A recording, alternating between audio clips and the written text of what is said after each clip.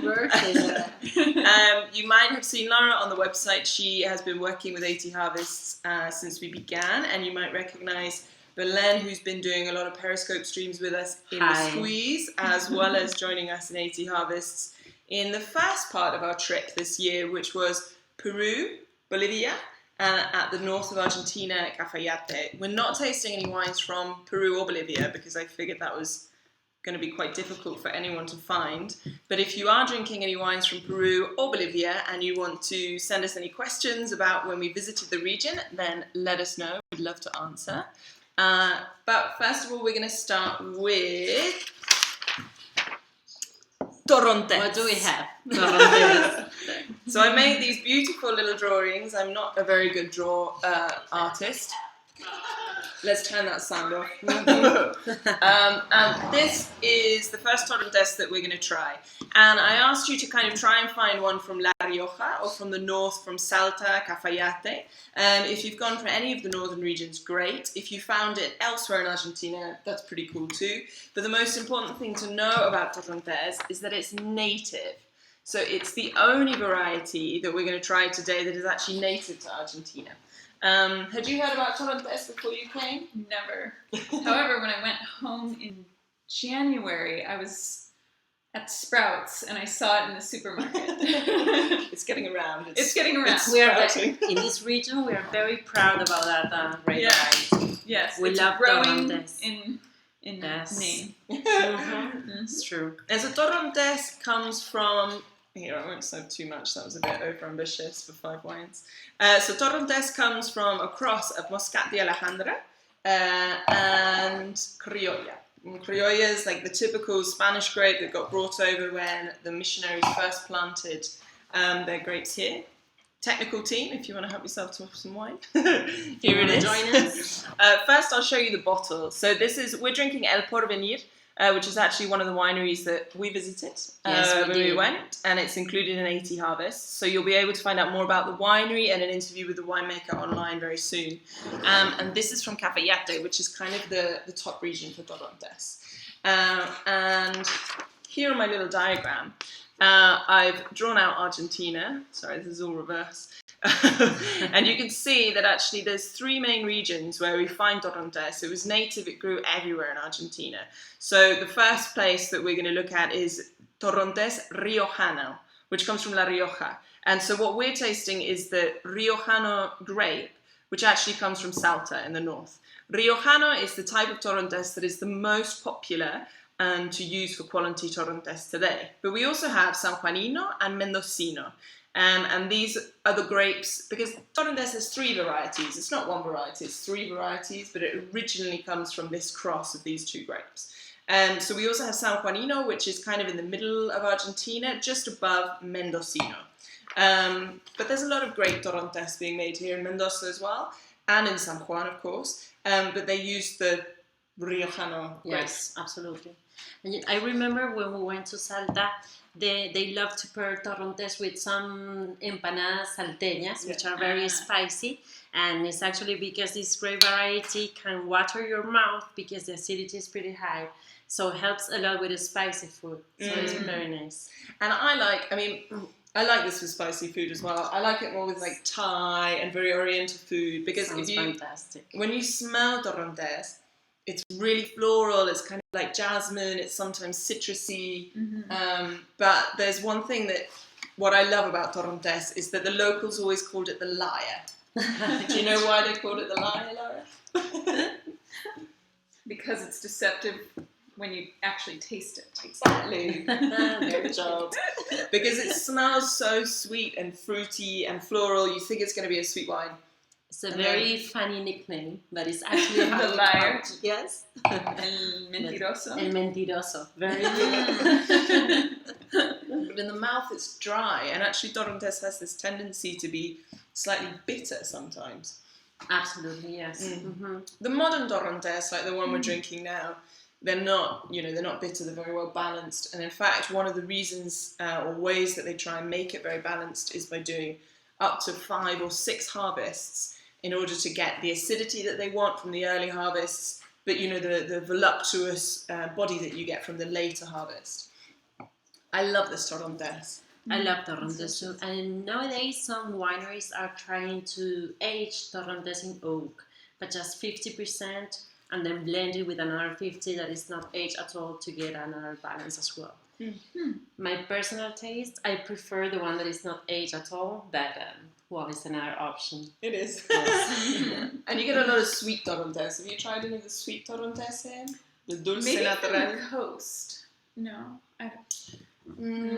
Probably not in No. Argentina. No. But they have, I mean, what you find here is you get most of Argentina's wine regions. My map is awful. And most of Argentina's wine regions are actually here. So we've got Chile, which is all down the side of South America. And then the Andes is actually right where the line is. It's where the frontier, the border of the two countries are. And then most of Argentina's wine regions are here. But there is new development on the coast, around about here, close to Uruguay. But most of the Torrontes comes from the mountains. And actually one of the reasons that Torrontes really stands out in Argentina is because it's a high altitude grape. So even though when we were in Bolivia, that's the highest altitude wine region in the world, Argentina, the north of Argentina, is the second highest in the world. So Colomé, which is a very famous producer there, they're up to 3,000 meters above sea level. When you put it into context, most of the wine regions in the world are way below 1,000 meters. So what does that add to the wine? Or what varieties does that make possible? Well, what it does, the high altitude, what it does is it gives you a big temperature difference between day and night. So we're so high up that we're close to the sun, and we're in the area of the southern hemisphere where it's quite warm naturally, and lots of sunshine. So during the day we have quite hot temperatures. But because you're high up the mountains, during the evening it really cools off, like you would up any mountain. The higher the altitude you go, the cooler it gets. So you've got this big thermal amplitude, which is great for developing colour, aroma, and it works really well for lots of different varieties. So Malbec works really well up in the north, Tanat works quite well up there. It's positive for most varieties, apart from those who need more mild climates. None of which we're going to taste today, because all of our varieties come from South America, which has more extreme climates. It's not the same as kind of wet European mild. It's much more extreme in terms of heat and cold, which is great for varieties like Torrontes. Amanda, if you have to say, for example, a word just define Torrontes in each region, Rioja, or each characteristic of Torrontes, Riojano, San Juanino, and Mendocino, which would be the word for you to define each one? Good question. Tricky one. Tricky one. I mean, the thing is, the Riojano, San Juanino, and Mendocino are different grape varieties. They're all Torrontes, but they're different within Torrontes. So the majority still plant Riojano in any part of Argentina. So just because we're drinking a Torrontes from Mendoza does not mean it's not Torrontes Riojano. But when it comes to the grape conditions in Mendoza, San Juan, and in the north, in La Rioja and Salta, you can see kind of a steady growth, I think, in terms of the Mendocino and San Juan and Mendoza are quite close, and they're both quite warm, and so you get quite voluptuous, rounder Torrontes. When you move up to the north of Argentina, that's where you get the extremes, and you get this much more vibrant aromas and stronger acidity, and that bigger kind of difference in terms of aroma and you know, a more tense mouth. However, in Mendoza, what's really interesting is that people have started planting in higher altitude in the Yucca Valley, which is where you also get that kind of more refreshing style and more mineral style. Great. Our technical team aren't drinking anything. Come on, have a glass. It's good Torrontes. Don't miss out. Okay. Well, I think we've got another wine to taste. I don't know where we're going to put it. Maybe I'll see if we can get a bucket. I can grab one. And what's your favourite kind of pairing? So you said as a local, you said the empanadas. I think it pairs perfectly well with this salteñas, empanadas The spicy salteñas, ones. yes, the spicy one, which is not really spicy for the rest of the world, but for our Argentinian palate, it is. Anyways, I love spicy food. We have shared many spicy things, and I would say Thai food, Indian food, and what else? I really liked it with sushi as well. I think it's fantastic. Yes, Yeah. it's delicious, the sushi. I I always order Torrontes whenever we go to sushi in Mendoza. Alright, this is not because it's bad wine, it's just because we want to get through without being too drunk. We can save that for later at Lara's birthday party. Okay, the second one that we're going to move to is Sauvignon Blanc, which is definitely a variety that if anyone drinks wine on a regular basis, I'm sure you've heard of and I'm sure you've enjoyed. Sauvignon Blanc is one of the most popular wine varieties in the world, or white wine varieties in the world, and it originally comes from, get that excellent diagram, Bordeaux. So Bordeaux in France, it's planted all over France, but Bordeaux is the main region, and that's where it originated. But it's gone everywhere. I mean, you've probably tried like New Zealand, the US, like everywhere in the world makes Sauvignon Blanc. It's one of those varieties that gets around. And it's got around to Chile, and it's really found a very special identity there. The one, I'll show you the bottle in case anyone else wants to compare with what they're drinking. We've got Amaral, and this one comes from the Lleida Valley, which you can just about see. Oh, I'm not very good with the backwards camera. Here, which is part of San Antonio, which is also somewhere where we visited for 80 harvests. So you can find out more information about San Antonio on our website. But basically, if we think of Chile, I've only given you the middle section, because at the north we've got the Atacama Desert, which is the driest desert in the world. And so you can't really cultivate grapes there, although there are some grapes being cultivated there. But it's not very commercial. Mm-hmm. And then down here in the south, you've got Patagonia, where you've got glaciers and lots of ice. And also, it's very difficult to cultivate grapes there. It's just too cold. Mm-hmm. But in the middle of Chile, which is very long, we're talking at least over 1,000 kilometers here, even though you can't see it on my tiny map. But on one side, we've got the Andes, and this is our border to Argentina. So we've got the Andes mountains here. We've got these central valleys in the middle, which are your warmer, flatter lands. And then on the west side, we've got the Pacific Ocean, which gives us a very cold influence. So we'll find Sauvignon Blanc in all of these regions. In the Andes, we find some really nice mountain Sauvignon Blanc, which is kind of similar to what we find here in Mendoza, in Argentina. In the middle, we find those kind of warmer, milder, fruitier Sauvignon Blancs, very easy to drink, attractive to have with food. And then here on the coast, we get our slightly more extreme, cool climate Sauvignon Blanc, which is what Chile has really become famous for, is this style. Which, in this case, we've got, I mean, Lleida is really renowned for having this kind of more New Zealand style, like lots of kind of herbal characteristics, a bit of tropical fruit as well, very zesty, very, very fresh. Mm-hmm. And this one's a special one. Amaral is a project where they focused on finding all the calcareous soil there, so it's a very special area within San Antonio as well. It's fantastic. And this one begs for seafood. Yes, absolutely. And we're not far from the coast here. I mean, what happens when you're close to the coast in Chile especially is that you get this amazing morning fog, the sea fog, so it keeps it very cool in the morning. It burns off at about midday. And then you get your sunshine in the afternoon to help the ripening. And then again, it cools off. You get the afternoon winds to cool it down. Mm-hmm. So even though you can be there in a bikini sunbathing and enjoying the summer and the sunshine, it actually gets quite cold in the morning and in the evening. It's the kind of place that you need to sleep with a proper blanket. It's never warm at night in Chile. Do you think, Amanda, that some of the things that makes the Sauvignon Blanc very special in Chile is the influence of the ocean? Or Absolutely. Mm-hmm. What makes Chile very unique for all of South America is it's the only country with real Pacific influence. Peru has it to some extent, but much less. What happens with the Pacific Ocean is you've got the Humboldt Current, which is really, really cold. And if you ever go, have you been to the beach in Chile yet? Yeah, it's cold. Cold. Yeah. It's very cold. And you don't want to go in the water.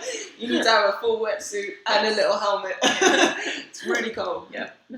Which You is need a great. jacket to get in. That's how they surf. which is great for seafood and it's great for wine. But you don't really want to get in the water. You just want to sit next to it, drink your wine, and eat your shellfish. But that's definitely what affects the quality of the coastal Sauvignon Blanc. And that's what affects all the coastal regions in Chile. I mean, you have numerous coastal regions from the very top. In Elqui, you have a coastal influence as well. Limerí is a growing, important coastal region. And then down to, this is San Antonio, just above San Antonio is Casablanca, which is probably the region that made coastal wines in Chile famous, because 20 or so years ago, the pioneer of the region, who was Pablo Morandé, who's a very well-known winemaker in Chile now, started planting there, and everyone thought it was insane because you would never plant somewhere so cold where you get frosts. Things take a bit, it's a bit harder to ripen. Absolutely, it's not easy. But the quality that you get is outstanding, and so that's how this became a very famous region. Casablanca expanded into San Antonio, and then further south we also get in Colchagua coastal regions. Colchagua is typically a more central valley region. We're also visiting it in 80 Harvest, so you can read about it online as well. But they do have a coastal region, which is pretty cool. It's very interesting. But this is definitely the most kind of extreme as we go in terms of style. And it's fresh, it's salty, fresh, it's got a really nice minerality again, which is a word that absolutely lots of people love and lots of people hate. Yeah, but it's elegant. I mean, it doesn't have anything very invasive on your nose. I think it's fantastic. Chile has beautiful Sauvignon Blanc. It's beautiful. This would be really good with a ceviche. Yes. Actually, ceviche. Yes. And I always That's a want good one. oysters with this as well. Always. Oysters. I can always eat oysters. Full stop. I'm hungry now. I'm hungry too. Crab chowder. Oh, yes. Oh, nice do pairing. Right? Yes. They have, what do you call it? Ah, you mean the Pastel pastel de jaiba. Pastel de jaiba. Someone is that's asking delicious. us if we're drinking Malbec. Oh, we're coming up to the Malbec. Yeah, that's right. our next one actually. Very soon. Well, we can move on. We'll move on. Okay. So, okay. Let's What move is on. this? So, for anyone were that's just saying. joined, and for anyone that's watching back on this, thank you for watching back. For anyone that's just joined us live, we're doing a wine tasting of South American wines for our trip around the world in 80 Harvests. And so we're presenting some of the different wines and regions that we visited and drinking some wine. Yes, absolutely. It's a nice evening activity, why not? And so we've just tried Torrontes and we've tried Sauvignon Blanc. And both of these, the Torrontes from Argentina and the Sauvignon Blanc from Chile, I think have really good price-quality ratio. So you can find excellent Sauvignon Blanc for $60 in Chile if you want. But what is that equivalent to? Yeah, $60. Yeah, Very expensive. Yeah. Expensive for Sauvignon Blanc. But you can also find really great ones for $10. The one that we're drinking, Amaral, I bought it for 6 luca, which is about $10 pretty much. And I think it's excellent for that quality. And the Torrontes that we're drinking, I bought for 160 pesos, which is about $11 or $12. It's up towards the top end of Torrontes, but it's fabulous. Fabulous, yes. Now we're going to move to Malbec, as one of our Periscope comments came. Yes. I don't Feel wanna- free to comment or ask Yeah. a question if you like. I'm going to Absolutely. use... Yeah, we're going to use bigger glasses. yes. So for anyone that's kind of new to wine tasting, the reason you have your different glasses is because it shows you different profiles of the wine.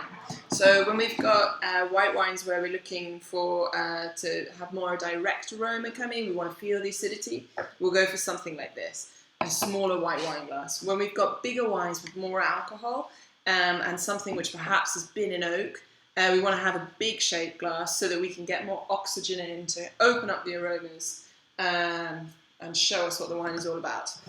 So now we're moving to what arguably I would say is the most famous variety in South America. If anyone wants to argue with me, feel free to comment and send us any comments on Periscope or YouTube. Happy to fight. But I think Malbec's become the most famous. And Malbec doesn't originally come from Argentina at all. Again, it comes from France. And it is, or was, a Bordeaux variety. It was used in the great blends of Bordeaux and in the area and in other parts of France too. However, what happened is phylloxera, the attack of phylloxera, which is a disease that destroyed all the Malbec plantations in France, leaving only a teeny tiny amount in Cahors. So again, I'm going to show you my fabulous maps. And Cahors is here, at the very kind of south of France. Ignore the dot, that was kind of a bit too much in the middle of France, but it's more towards the sea, which is in the south central part of France, towards the Spanish side. And Cahors is the kind of capital of Malbec. It's the place where it's continued to be grown, but in a very small number relatively, because when Malbec made its way all the way over to Argentina, here we are, Argentina, it mushroomed. It became a very popular variety. It did really well, and it's mainly grown around the world in Argentina. And Argentina, really, all credit to the producers here, is what brought the variety back in fashion. Why do you have on here black wine to juicy fruit? Good question, Laura. So the reason in France it was always known as the black wine, because it was dark, it had tannin, it had structure. It's the kind of thing, I went wine tasting in Cahors, and after about 1 hour, my teeth were completely black. It's such a dark variety. And then when it comes to Argentina, the difference is here in France, you've got a lot of rain, it's cooler, it's colder. But in Argentina, in general, especially in Mendoza, not this year, but in general, we have a lot of sunshine. And so the sunshine makes it, you can read the Harvest Report on squeezemagazine.com. But in general here, we have a lot of sunshine. It makes the wine very ripe, very juicy, and very fruity. And that's why Argentinian Malbec has done particularly well. Mm-hmm. The one that we're drinking today, is Catena Zapata, which is probably one of the most famous producers in Argentina, certainly for Malbec. And this is their DV Catena. And the reason it says Malbec, is because it's a blend of two Malbecs from different regions. It's the same grape, but it's produced. This one is from Lunta, which is in Maipo, and the other is from Agrelo, which is in Luján de Cuyo. And these are different regions within Mendoza. What would you say? I mean, if they blend two different areas, it's for a reason. What would be that reason, or how would it affect the quality of the wine or the expression? I mean, Malbec, what's interesting about Malbec is that it's grown all over Argentina. So we've got it in the very north, we've got it in the very south, in Patagonia, we've got it all through Mendoza. And Malbec is one of those grape varieties that really changes depending on where it's grown. So the reason why in France it was the black wine is because it reflected that climate, that area. Here in Argentina, it's seen as, it's a steak wine. It always goes with meat, and it's bigger, and it's got alcohol, and it's got tannins. But it shows a lot the kind of sunnier climate. And so we get that. That's a big example between France and Argentina. But then within Argentina, and within each wine region, we get more precise examples. So we've got different soil types, and different climates. The Uco Valley, for example, which we visit in 80 Harvests, we've got the Malbec that comes from different parts of Guaitayarí, which is higher altitude. It's fresher. It's got poorer soils, so we get more kind of acidity in the fruit. It's got more grit. And then we've also got ones further down, like in, for example, Lununta, which is in Maipo. Maipo is in Chile. Maipo is in Mendoza. It sounds very similar. Yeah, it sounds very rude in English as well for kids. And in Maipo we have, it's a warmer region. So now we've got kind of much more dense fruit. It feels more berry fruit. It feels a bit more cooked sometimes in hotter years. A bit more jammy, marmaladey. It's got all those kind of warmer aromas, which is lovely. And, it can have great complexity too, because they can be very old vines in Maipo, Whereas in the Yukon Valley, the tendency is to have much younger vines, which also impacts the style of Malbec. But this one, so Catena, what they've done is they've mixed two regions. So we've got Luján and Maipo in this glass. Do you refrigerate Malbec at all, or do you just serve it at room temperature? I like to keep when I'm in Argentina. I like to keep it. No, I store it in a cool, dark place, not in the fridge. Okay. But before serving it for dinner, I like to chill it in the fridge for about an hour, because the room temperature here tends to be quite warm, and so you don't want a wine that's too hot, especially something where, I mean, this one we're probably on at least 14 alcohol.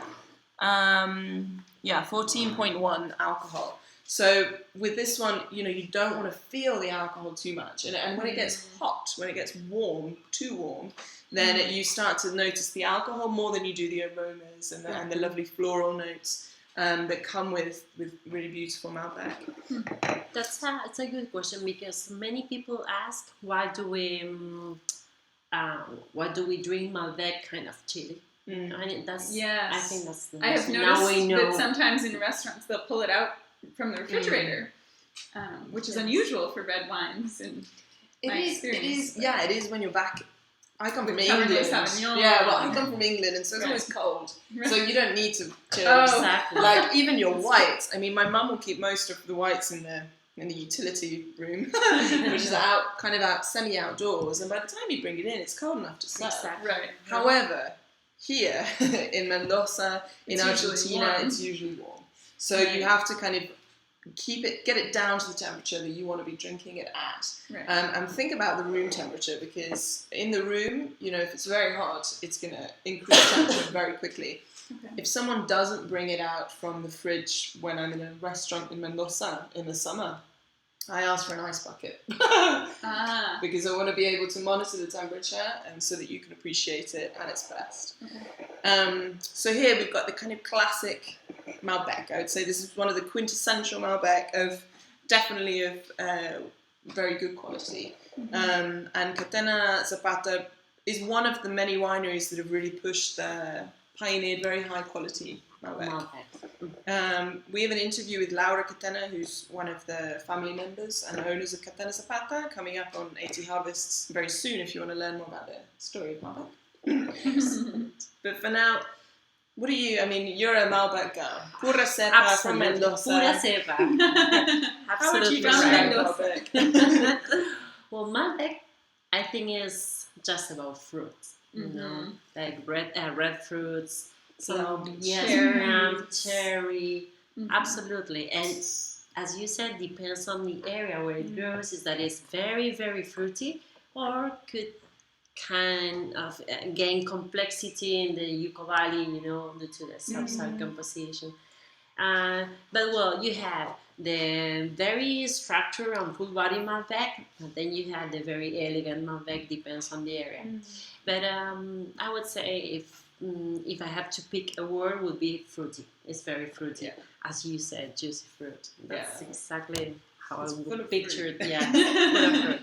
Just the other day, I went to a tasting and tried Cabernet Franc and Petit Verdot, and both tasted like wine. It was hard to identify a fruit flavor, and it reminded me why I love Malbec so much, because you can always taste the fruit.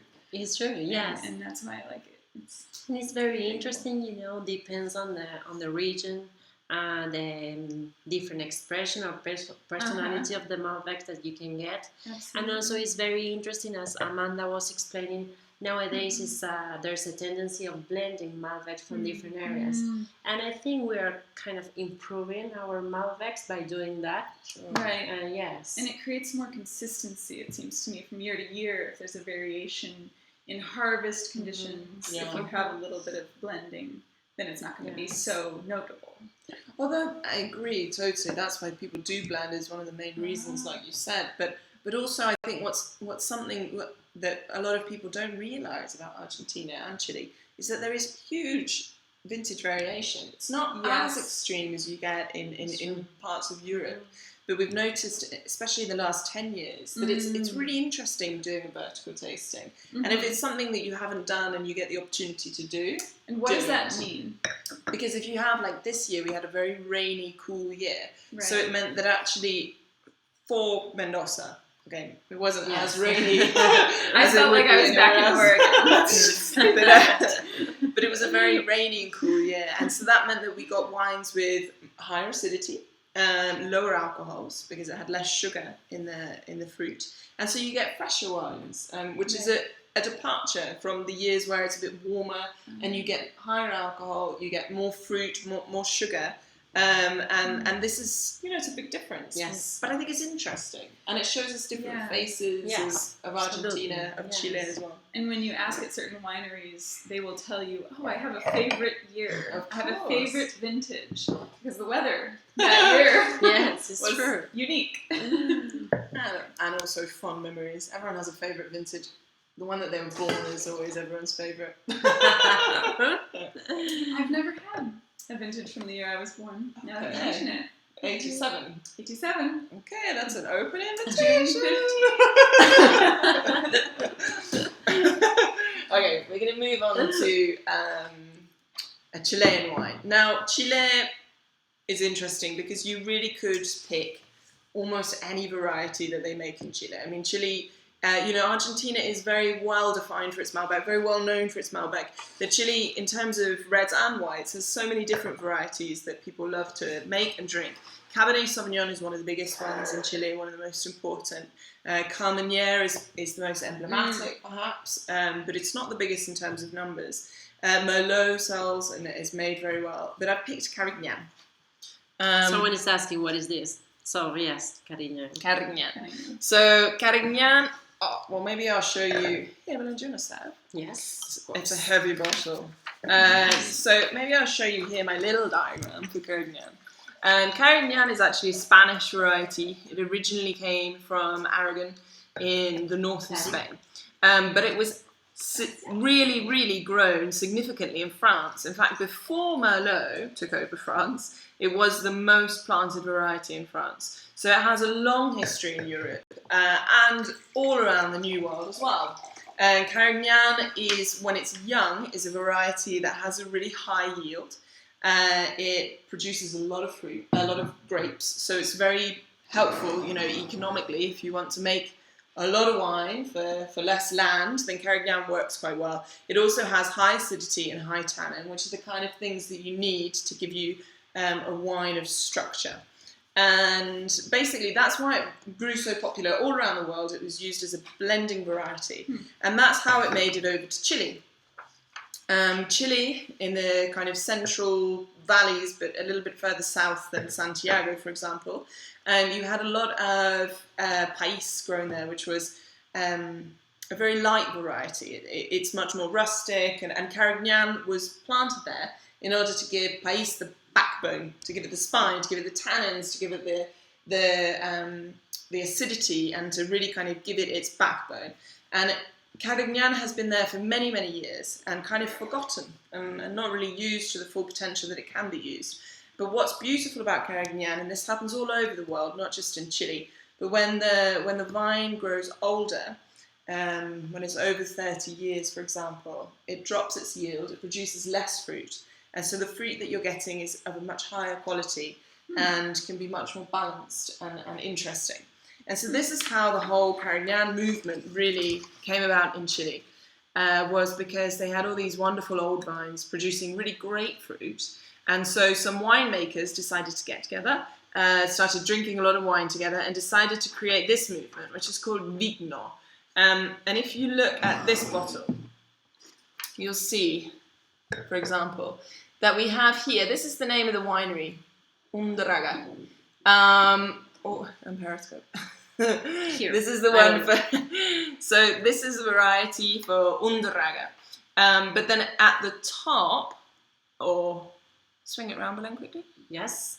At the top, you can see Vigno here. So Vigno is actually always more dominant on the label than the winery. Whereas if you compare it to any other wine label, you see that the winery is the most dominant image on the wine label. So Vigno is a movement that was especially created by different winemakers together in order to create the first kind of denominación de origen. That was not very good Spanish. Very good. The kind of first official wine denomination in order to protect the Carignan, the old vine Carignan. So here are the rules. Hopefully you can see them. I'll lift it up a bit more, perhaps. Yes. So we've got, it has to be more than 65% Carignan. It has to be from this region, Maule Secano, which is the wine region in Chile. It needs to be over 30 years old, the age of the vines. It has to be dry farmed, which means that you don't add any water. The reason why you can do this with the old vines is that they've got such deep roots that they can use the water from much further down rather than needing constant irrigation. And it has to be more than 2 years before it goes out to the market. So those are the rules of Vigno. And then within that, you can do whatever you want. So, you know, if you want to add 35% of Pais, you can. If you want to add 35% of Grenache, you can. Or you can just go 100% Carignan, that's totally up to you. But what's really unique about Chile is the way that this Carignan has completely created a beautiful wine. Sorry, we're trying to get it up for the Periscope followers as well. And so it's created something really unique, which is pretty much, we can see a bit of Carignan in different places in Argentina, but it's mainly in Chile.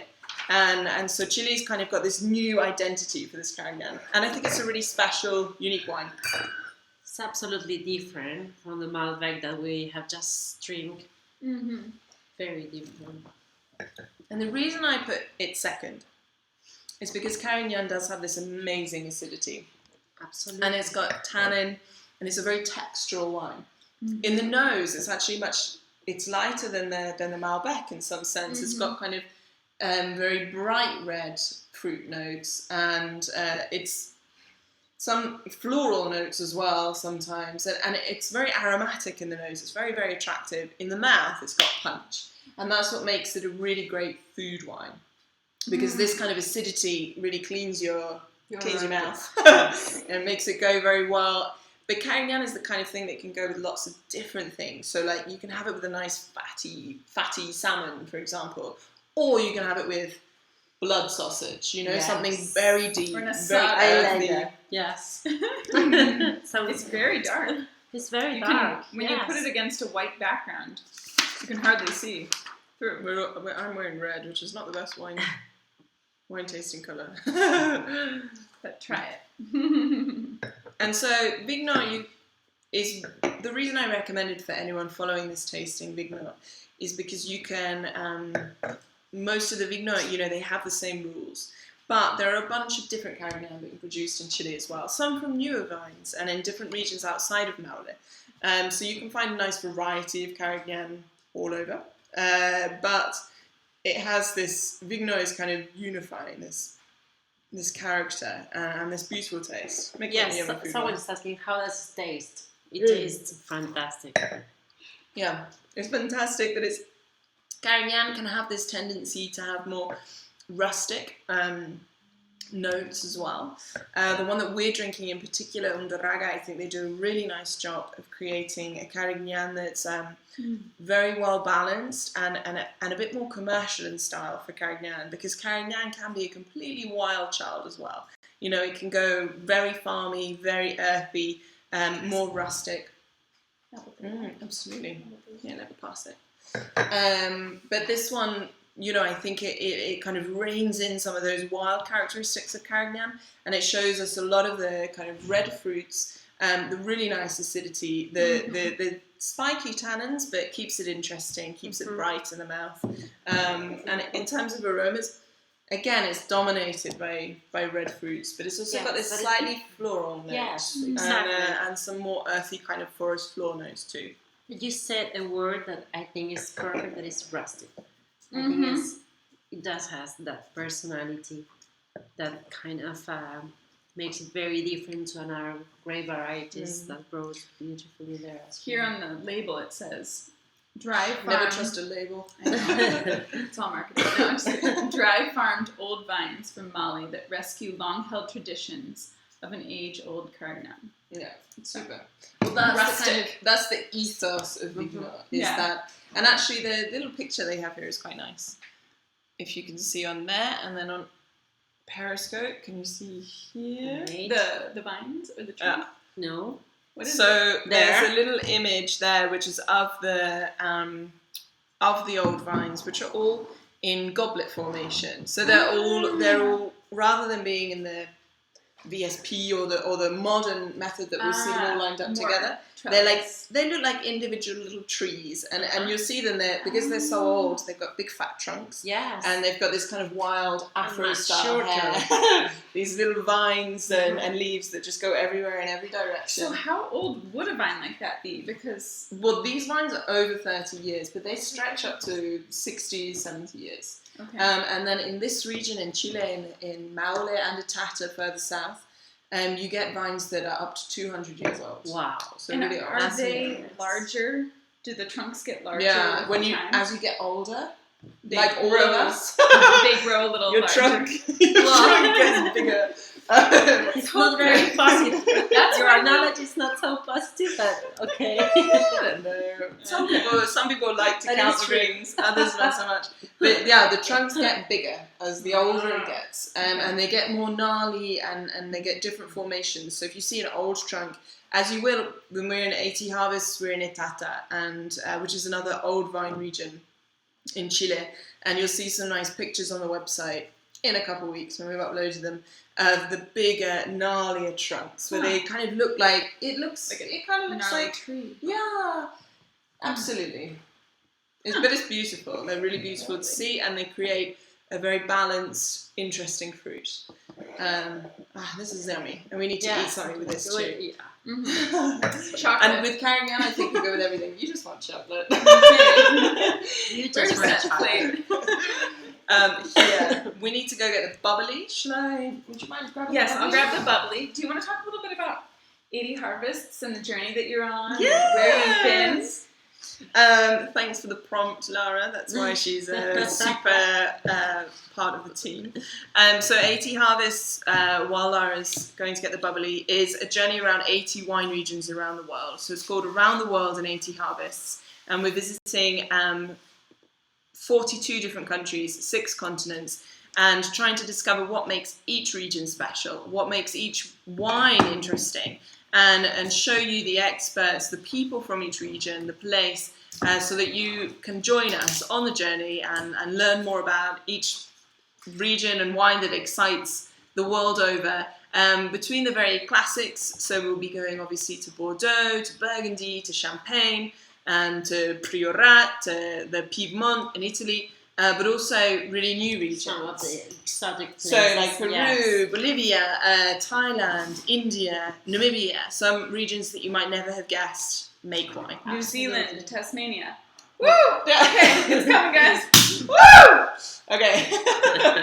So this is one of the more exotic regions, I think, actually. Here, I'll serve the birthday. I feel like we're going to start an opera. Okay. Don Giovanni. Don Giovanni. Are we going to the opera? We're going to Brazil.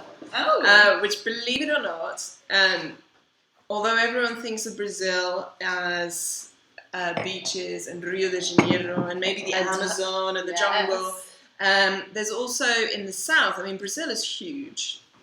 If we think about the true size, it spans, I can't remember how many degrees of latitude, but it's big. And in the south, in the south, they have their region, which is part of Serra Gaúcha, which I don't, Serra Gaúcha, which is here. If you look at my very accurate map, it's here towards the bottom of the country. So it's if you were to fly into Porto Alegre, like I did. Oh, let me just show Periscope as well. Don't want to let anyone miss out on my good drawings. So if you fly into Porto Alegre on the coast, then you've got to drive up about 3 hours into the hillsides, which takes you to this special region, Serra Gaúcha. And the reason that Brazil has a wine industry is because Well, first of all, the Portuguese colonised it and tried very hard to plant vines everywhere, but they didn't